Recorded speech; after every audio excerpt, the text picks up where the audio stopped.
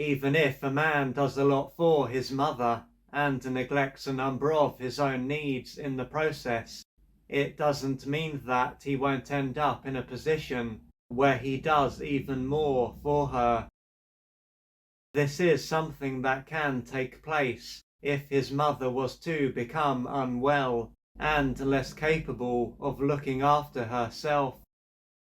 Assuming that this was to take place, he could soon spend more time doing things for her.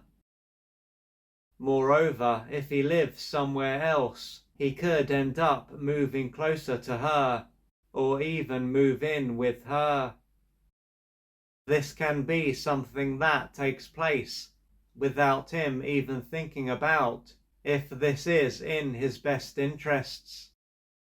If so, how he behaves will be a continuation of how he has behaved for however long. He will then have been giving a lot of his time and energy to his mother before, and now he will be giving even more of his time and energy. As for his mother, she might express her gratitude, or she might not say a great deal about what he is doing. If she doesn't express her gratitude, and even complains that he is not doing enough, it can show that she believes she is entitled to his time and energy.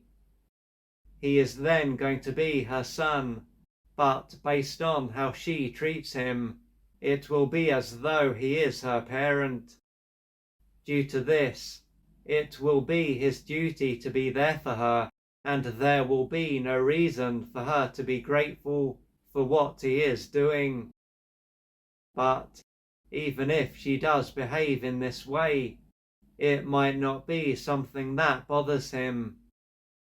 What this is likely to illustrate is that he believes that he is here to look after his mother. So, while he is likely to appreciate it if she was grateful, the fact that she isn't is unlikely to have much of an impact on him. This is likely to show that he doesn't value himself or have any boundaries when it comes to his mother. This is then why he puts up with her bad behavior, and he acts as though he is an extension of her. As the weeks, months, and perhaps years go by, it could be harder and harder for him to behave in this way. Yet, as he will be giving so much and receiving very little in return, this is to be expected. He might even arrive at the point where he simply can't carry on behaving in this way. It is at this point that he can end up taking a step back and reflecting on why his life is this way.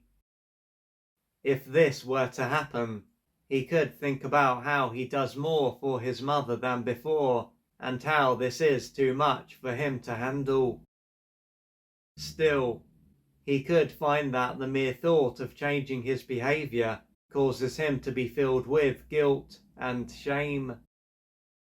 He could also see that when she became unwell, he felt that he had to be there for her and didn't think about the impact this would have on him. Therefore, although he was free to do what was right for him, he didn't feel free.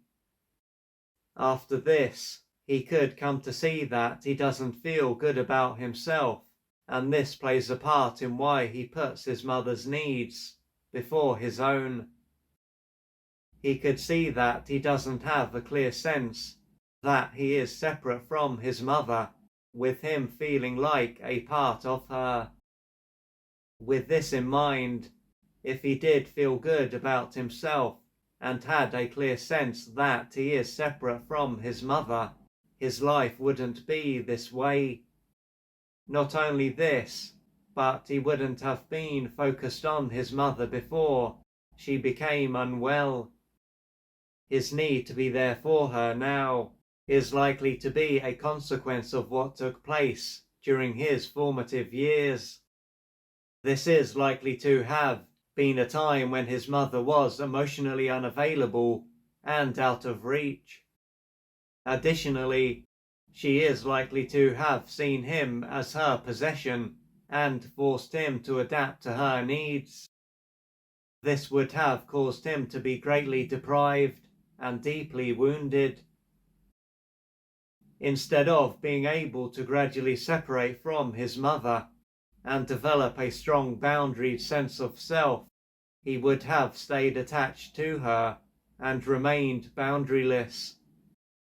He would have also been conditioned to believe that his needs and feelings were bad and that he was responsible for his mother.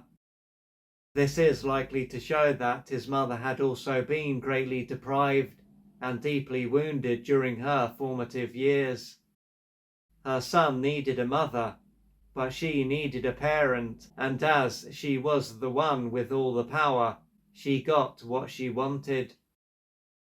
The truth is that his needs and feelings are not bad, and he deserves to have his own life. For him to realize this at an emotional level and to emotionally separate from his mother and develop a boundaried sense of self, he is likely to have a lot of inner work to do. This will take courage, patience, and persistence. If you would like to find out more about the services that I offer, please go to www.oliverjrcooper.co.uk or email me at info@oliverjrcooper.co.uk, and I'm looking forward to assisting you on your journey.